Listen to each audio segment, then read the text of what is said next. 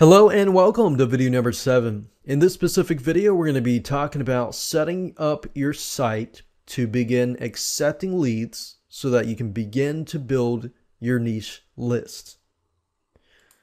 First of all, I'm going to give you an overview of several different autoresponders so that you can get an idea of what your options are. Now, in this specific video, we're going to be using Aweber, which is a specific autoresponder to create a list. And then I'm going to give you a quick overview of creating the follow-ups and talk about the web form creation. We're going to create the web form, we're going to grab the code, and we're going to add it to the WordPress sidebar. Now, while I highly recommend that you go to Google, you go to forums, you figure out which autoresponder is best for you, in this specific video, I will recommend two different autoresponder companies. The first one is called aweber.com, and the second one is called getresponse.com. Now, both of these are great, but in this specific video, I'm going to be using aweber.com. When you first log into your account, you need to create a list. And I'm going to show you quickly how to do that. Aweber provides you with free training, a lot of videos, a lot of great stuff on how to get started. So I'm going to pretty much zoom through this so I can talk about the more important stuff, which is getting your list set up and then monetizing your list later down the road. So you want to make sure that everything is set up correctly so you can do that. So if you click on create and manage lists, this page will allow you to create a brand new list. So you want to click create a new list, and you can enter the list name, the list description, the from name, and the address. The from name is basically what people are going to see when they receive your email. So this could be DIY chicken coop plans, then whatever your email address is, we could say DIY chicken coop plans. We'll just say, let's see, let's put in number 9, DIY chicken coop plans. Chicken coop newsletter. And you can say something from HQ. Put your email address here. Mail at DIY chicken coop plans HQ.com. And from that point on, we can simply move on to the next step. Make sure that you click on Save Settings and click on Personalize Your List.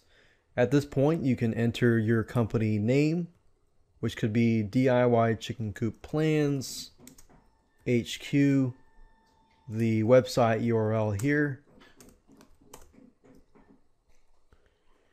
and then, of course, your email signature, which can be your first name and last name. And once we're done with that, click on Save Settings and click on Confirmed Opt-in. And this is basically your confirmation message. Now, Aweber is set up so you can either have a single opt-in or a double opt-in. Single opt-in basically means somebody fills out their name and email and they automatically start receiving the tips and so forth. Now, this can be a problem, especially if somebody enters a fake email address or somebody else's email address. So to verify, you can use Confirm Opt-in, which will require people to confirm that they are the real owner of that email address. So this is one step further. You will lose some people, but because somebody has to take a few more steps in terms of an action, then they will probably really want your stuff, and the people that get on your list are going to be probably higher converting. So that's a plus. So enter your confirmation message here. And when you're done, we can move on to the next step. After this, you can go to messages and follow up. This is basically where you're going to be creating follow-up messages where you can begin to monetize the list. You can begin to promote products, ClickBank products, JVZoo products, Amazon products, your own products, and so forth. Now, the first email that you send out, I do not recommend that you promote a product. You want to try to keep it, as many tips as possible in the first few days. Now, I'm not talking about that right now. I'll talk more about that in video number 8, but I just want to make it clear. This is the area where you're going to create the follow-up messages. And I'll show you how to do all this in just a minute. But basically, once you create the follow-up messages, you can create a web form. Now, you can always come back to this later on, add more messages as time goes on. Subscribers is basically if you want to see your subscribers who has subscribed and stuff like that.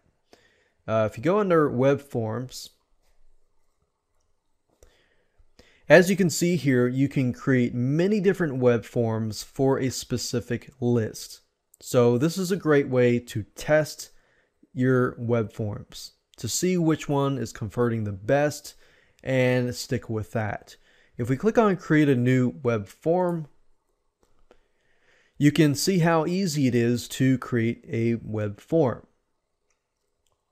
Now, depending on your WordPress site and the look of your WordPress site, you may want to make sure that the design actually conforms with your design. So if your WordPress site or blog is a lot of white, you might want to stick something there that conforms with that site. Okay, so you'll notice here that it has the header, the footer, the privacy, and the powered by, which personally, I do not like all of this stuff added here. I want it to be as small as possible and as simple as possible. Now, the header gives me the ability to tell people maybe what they get for free in exchange for their email address. So whether it's a free report or something else that's free, or free helpful tips and things like that. Now I'm going to remove the powered by, the privacy, and the footer. So as you can see, I kind of shrank it a little bit. And you can make it wider, you can make it however size you want. I try to keep it about this size. You can click on edit header and enter some text. Let's say, for example, we'll say grab your free chicken coop plan below. Click on, we'll highlight that, we'll bold it, click save, and there we go. Now I might want to center align this. There we go, and there we go. So I'm gonna make this a little bit wider. I can also change the color from that kind of blue to maybe a lighter blue like this, but the words need to be black. Okay, there we go. The button here, I can change this to, I don't know, red or something.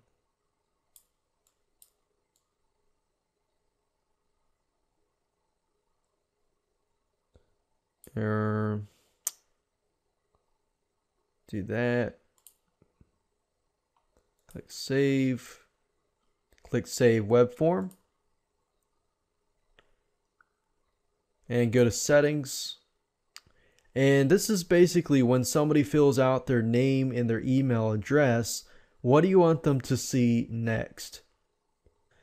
If your list is a double opt-in and requires a confirmation from the user that they are the owner of the email address, then you need to make sure that you have some sort of thank you page that reminds them that says, hey, you need to click on the confirmation link in order to get whatever you've signed up for. So we're going to click on go to step 3, where we actually get the code. I will install my form, so I'm going to click on this. And I need the raw HTML version, which is this here. So I'm going to select all, right click, copy, make sure I save it to a safe location, and then I'm going to go back to the WordPress dashboard here, go under Appearance and Widgets, and as you can see here, we have the main sidebar, and by default, you're going to have all of these widgets. So the first thing I recommend that you do is to remove these widgets. Now, if I go to the live site here, you will notice that we have recent posts, recent comments, archives, categories, and meta. These are basically widgets, and this is the sidebar. So if I remove all of these, and the cool thing is all of this is happening real time, so there's no save button or anything. If I refresh the page, you should see nothing. And there we go. Now let's say, for example, I want to add the opt-in form here. To do that, all I need to do is find a text widget, and I am going to drag and drop it here. Simply paste the code here, click on save. We're going to go back here, refresh the page, and there we go. And that's it.